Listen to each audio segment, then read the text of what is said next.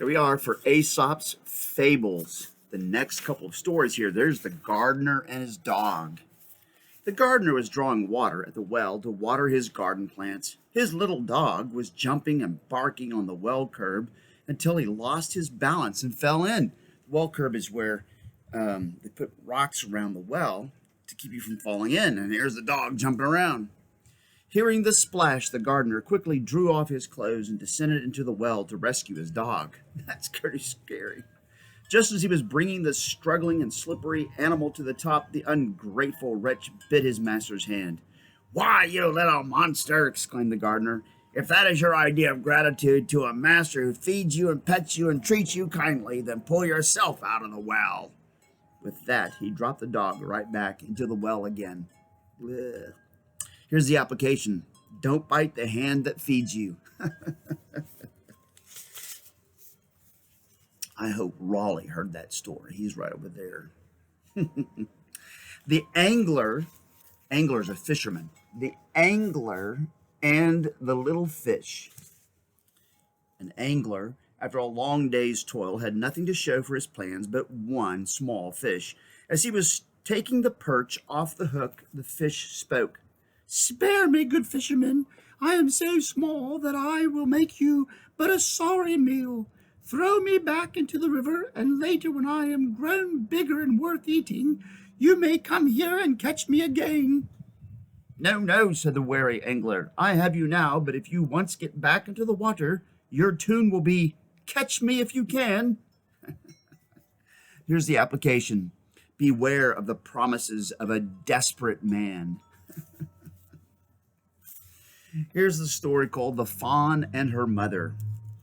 One day in the forest, a fawn was browsing among some ferns with her mother. It was peaceful there in the shelter of the forest growth. Suddenly, from a distance, came the sound of baying hounds. "Oh, whoa, whoa, whoa, whoa!" The mother deer stood stock still and began to tremble. "Mother," said the fawn, "you are bigger than a dog and swifter of foot and better winded, and you have horns with you which to defend yourself. Why are you so afraid of the hounds?" The mother smiled and said, "All of this, my child, I know full well, but no sooner do I hear a dog bark than somehow or other my heels take me off as fast as they can carry me." There is no arguing a coward into courage. That's the application. There's no arguing a coward into courage. Here's the last one we'll read today. The Milkmaid and Her Pail. A milkmaid, that's the gal that milks the cows. She gets under the cow and grabs the udders and starts squirting the milk from the udders into this pail underneath. The milkmaid and her pail. The milkmaid was on her way to market carrying a pail of milk on the top of her head. As she walked along the road in the early morning, she began to turn over in her mind what she would do with the money she would receive for the milk. "I shall buy some hens from a neighbor," said she to herself, "and they will lay eggs every day, which I shall sell to the pastor's wife. And with the egg money I'll buy myself a new frock and ribbon. Green they should be, for green becomes my complexion best.